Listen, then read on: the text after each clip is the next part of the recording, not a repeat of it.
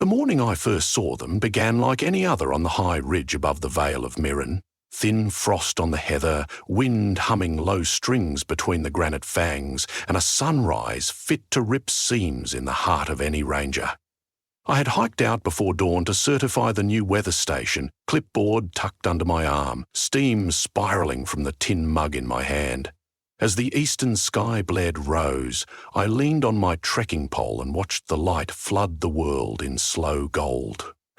That was when the slope started to glitter. Not just reflect, but glitter, as if hundreds of tiny mirrors had sprouted from the stone and angled themselves toward me. I squinted, then dropped to one knee. The mirrors were moving. A river of minute, glimmering shapes, each no bigger than the nail of my thumb, flowed across patches of lichen and through crevices as naturally as meltwater. They flowed up the ridge, not down, defying gravity with determinate purpose. Even at a distance, I could see their polished carapaces refract sunrise into shivering mosaics that chased one another over the rocks. Ants, I thought, then shook my head. Ants were brown, or black, or red. These were the colour of raw sunlight. Grandmother Roswen had told stories in wintertime, when the mountains were closed by snow. Most of us grandchildren listened half-heartedly, busy with bowls of barley soup, but I still recalled one tale. The golden ant colony that mined sunrise from mountain peaks to build radiant underground cities. According to Gran, the ants would march at dawn to harvest the first warmth of the day, capturing it in invisible sacks made of dew and song. I'd laughed at the impossibility. Yet here I was, 30 years old, speechless while a swarm of metallic insects marched toward the sun. Rationality reasserted itself. Rare alpine species, I decided. Bioluminescent cuticle. Reflective scales. Something that tricked the eye. I thumbed the lens cap off my camera and crawled closer. The ants ignored me. They were focused on their goal, the jagged crown of Pinnacle Tor, still shadowed, but its tip already haloed by the rising star. One ant, larger than the rest and banded with ruby stripes, paused beside my boot. It reared, forelegs extended. I felt absurdly that it was testing my presence like a customs officer. Then it touched the boot leather and withdrew. A moment later, I smelled ozone, heard a microscopic pop, and saw a thread of smoke curl upward from a pinhole burned clean through the rubber toe. I jerked back. The ant returned to the procession without haste. So they were armed. I followed at a respectful distance. The colony reached the Tor as the sun's rim cleared the neighbouring col. They fanned out in a semicircle, each ant positioning itself so that its thorax received the newborn light full on.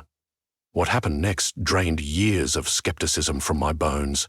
The ants began to glow, not merely reflect, but radiate. Their bodies acted like prisms, swallowing the pale dawn and releasing it as saturated gold that drenched the talus underfoot. Individual rays converged, overlapping until the ground looked like the interior of a lantern. Above the ants, suspended in air, tiny motes swirled, flecks of condensed brilliance, coalescing into orbs the size of grapes. The insects raised their abdomens. The orbs were sucked downward and packed into hexagonal nodules, extruded from the ants' own bodies, crystalline and translucent like amber candy. They really were mining sunrise. I had no more bandages for disbelief. It bled out of me freely. I set the camera on its tripod, pressed record, and simply watched. After maybe 10 minutes, the sun, now properly up each ant, carried 2 or 3 loaded nodules clamped in its jaws. The swarm rotated as one and began marching down slope, disappearing into a fissure in the rock that I, a ranger for the Vale, had never noticed. Against better judgment, I followed. The crack descended for 50 metres, opening into a cavern whose ceiling glittered as though papered with stars. The ants' nodules illuminated the passage, casting moving honeycomb shadows. My boots slid on polished quartz. Soon the tunnel split repeatedly, and I realised I was inside the mountain, walking blind. If the ants decided I was a threat, I'd never claw back to daylight. Israel, Yet every junction they left faint smears of luminescence on the right-hand wall. I suspected the markings were for my benefit, so I kept the rightward track each time, trusting. The ants' procession reached a cavity that stole my breath. The chamber was spherical, hundreds of meters across, walls lacquered with layers of those same nodules arranged in elaborate murals, spirals, constellations, blooming flowers. Light pulsed behind each tile, synchronized like heartbeats, giving the impression the mountain itself inhaled and exhaled. At the center rose pillars constructed from darker material, iron pyrite, maybe, supporting terraces where ants scurried to unload sunrise nodules into receptacles shaped like chalices. I crouched behind a stalagmite, overawed. This was a city, an underground capital, powered by dawn. I remembered the phrase Gran had used, radiant underground cities, and understood that she had not been spinning pure fantasy. She'd been preserving a history nobody else believed. My reverie was interrupted by vibration underfoot. A low, rhythmic thrum, foreign to the organic ambience of ant movement. Mechanical. The ants felt it too. Lines broke, antennas flicked. The pulsing murals dimmed a shade, as if the light instinctively hid from an approaching storm. A rumble echoed through the chamber, and dust trickled from the roof. Then a fissure split open high on the north side, disgorging a drilling head the size of a bus. Its steel plates screeched against quartz, floodlights flared, human voices echoed, miners, perhaps prospectors from the lowlands searching for rare earth veins the satellite surveys had promised. They had found something rarer. I ducked deeper into shadow, cursing. The company's survey, with which my own ranger station coordinated, had never submitted a permit for tunnel operation here. That meant illegal extraction. I watched ants scatter, regroup, block access corridors with their bodies. The drilling head advanced until it encountered the first barricade of living gold. It met more than just flesh. The ants exploded. Not literally. They discharged the nodules they had only just filled. Cones of pure sunlight blasted outward, dissolving the steel surface to slag in seconds. I threw an arm over my eyes, yet still saw the bones through my skin from the brilliance. When my vision cleared, the drilling head lay collapsed, molten edges cooling to black glass. The tunnel beyond was dark, except for red emergency strobes and the frantic shouting of men too deep to comprehend what nightmare had destroyed their machine. The ants had halted the intrusion, but I sensed temporary victory. Humans were resilient and greedy. They'd return in force, armed with things more terrible than drills. Worse, now that a tunnel connected the colony to the surface road on the other side of the ridge, access was easy. If the golden ants were to survive, they needed an intermediary. They needed me. I stepped from hiding, hands open. The ruby-banded ant I'd seen earlier approached, flanked by two guards. Up close, I observed that his ruby bands were in fact minuscule runes, tiny letters inscribed along the exoskeleton, glowing faintly. He touched my boot again, this time without burning a hole.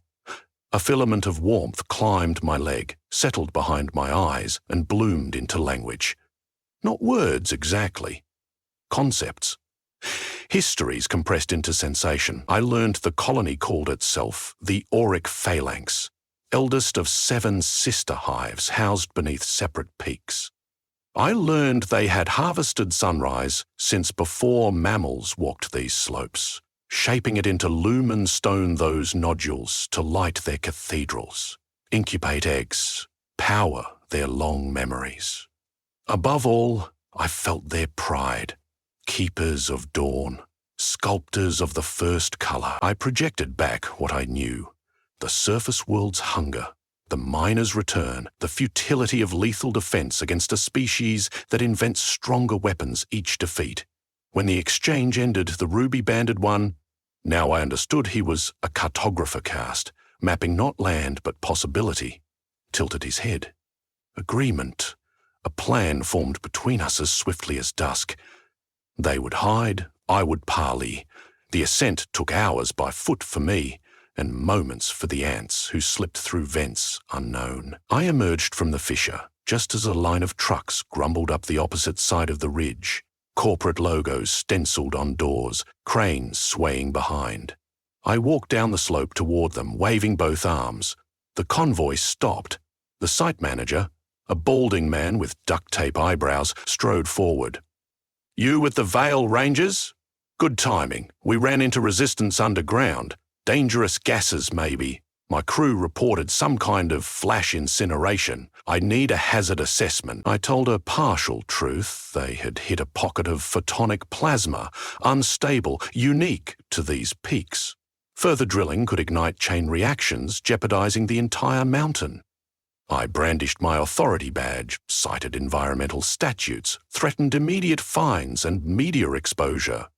The manager blanched, but rallied, arguing mineral rights, profits, private interest. He wanted proof of my outrageous claim. Proof. I hesitated. Then the mountain answered for me. The sun broke from a cloud bank, a spear of light impaling the slope. For an instant, glitter rippled beneath the soil, as though the ridge itself had scales. Gasps burst from the crew. Even the manager stared. I seized the moment. "There's your proof. Living photonic deposits.